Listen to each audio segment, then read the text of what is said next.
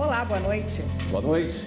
O seminário 30 anos sem censura, a Constituição de 1988 e a liberdade de imprensa, promovido pelo Conselho Nacional de Justiça, reuniu jornalistas e advogados para debater a importância da liberdade de expressão. O evento começou pela manhã e se estendeu por toda a tarde no Supremo Tribunal Federal. Quem acompanhou tudo e tem os detalhes para a gente é a repórter Carla Lucena. Boa noite, Carla.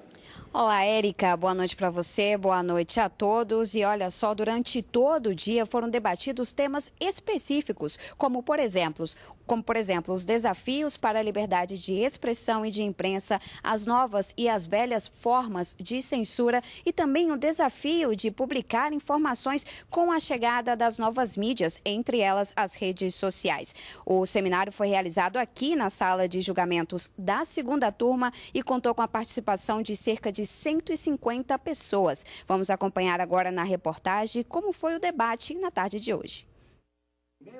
Garantir uma imprensa livre para que o Estado funcione bem. Com essas palavras, a presidente do Supremo Tribunal Federal e do Conselho Nacional de Justiça abriu hoje o seminário 30 anos sem censura, a Constituição de 1988 e a liberdade de imprensa. A mudança desses 30 anos de vigência da Constituição é significativa.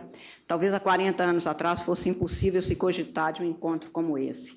Há 30 anos estávamos a discutir a liberdade na sociedade brasileira que produziu a Constituição. Em 30 anos de vigência da Constituição, a mídia é outra, o poder é outro, a sociedade é outra, porque tudo muda, mas a Constituição precisa de ser reinterpretada para se manter viva e coerente com as necessidades do povo brasileiro, da cidadania brasileira. Sobre as formas de censura de ontem e hoje, o jornalista Carlos Lindenberg relembrou os momentos de repórter no jornal Estado de Minas durante a ditadura, época em que um oficial do Exército decidia o que podia ou não ser publicado pela imprensa.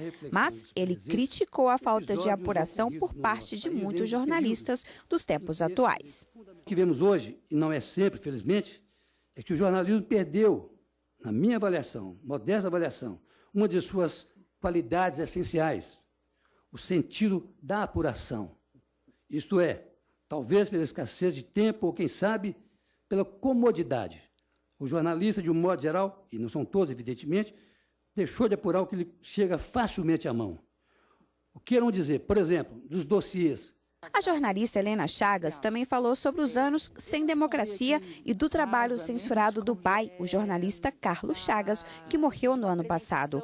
Sobre os tempos atuais, a jornalista chamou a atenção para as novas formas de lápis vermelho, principalmente diante das diferentes plataformas digitais. Vocês já imaginaram o censor que antes tinha um lápis vermelho e a inteligência ou a burrice dele a guiá-lo, agora ele tendo todos aqueles dados que o Facebook vendeu para eles, forneceu para eles, todas essas plataformas, todo esse poder digital de vigiar o que eu, você e você estamos fazendo, escrevendo, apurando, conversando entre nós, falando aqui no Supremo Tribunal Federal. Causar embaraço, constrangimento, coação e violência simbólica foram apontados pela advogada Thaís Gasparian como as novas formas de censura. Durante a maior parte do tempo, nós navegamos em terras cinzas, né, que não é nem uma coisa nem outra. E o que interessa para a liberdade de imprensa, o que interessa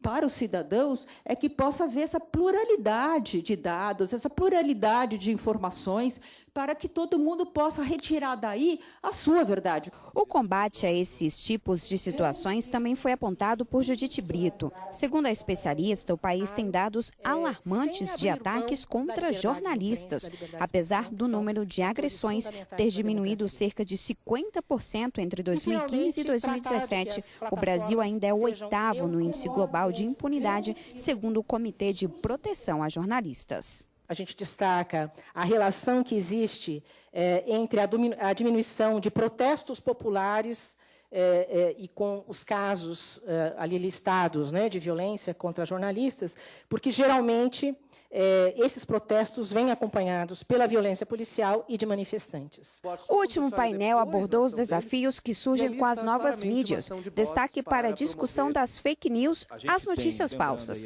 Segundo participantes da mesa, esse tipo de informação veiculada como verdadeira ganha força nas redes sociais.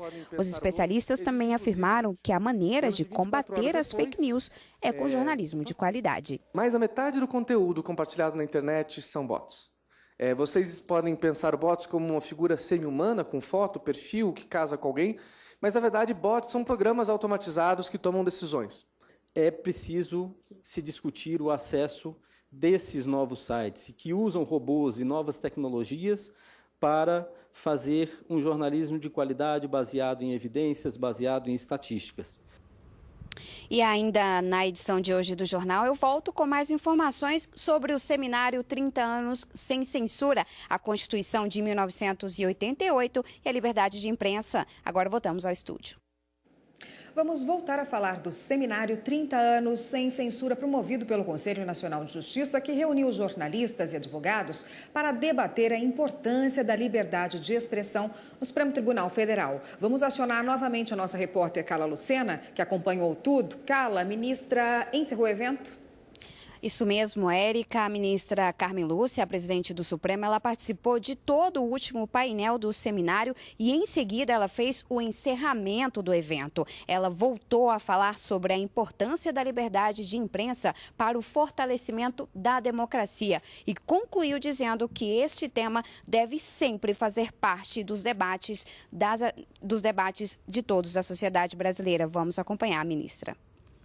Se 30 anos atrás, como na primeira fala de hoje, o então constituinte disse que a década de 80 foi uma luta, ou o coroamento de uma luta, exatamente para que a gente tivesse uma liberdade que não tivemos em quase 3 décadas que antecederam aquele período, é curioso que o tema da liberdade de imprensa e liberdade de expressão ainda seja hoje motivo de nossa ocupação e preocupação.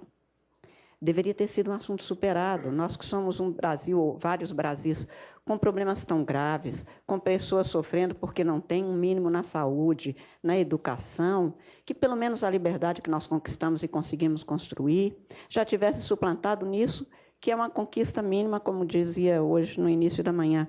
Quem não pode se dizer senhor da própria ideia e expressá-la, vai se dizer senhor de quê? Que ilusão é essa de vida que nós estamos tendo? Que mundo é esse que nós estamos construindo? E o mundo e o país não é um construído, é uma construção. Não caiu do céu, não nasceu do inferno, fomos nós que fizemos. O que fizemos nós, o que estamos fazendo? Isso me causa ainda algum estupor, quando eu vejo que este é um tema importante que nós precisamos continuar debatendo, porque a liberdade é mais ou menos aquela planta que nós precisamos de todos os dias cuidar. A antidemocracia, a não democracia, o desgoverno não precisa de cuidado, mas de descuido de cada um de nós. Então, eu deixo primeiro esta observação no sentido de que este é um tema atual, porque se cuida de liberdade não se descuida em nenhum momento.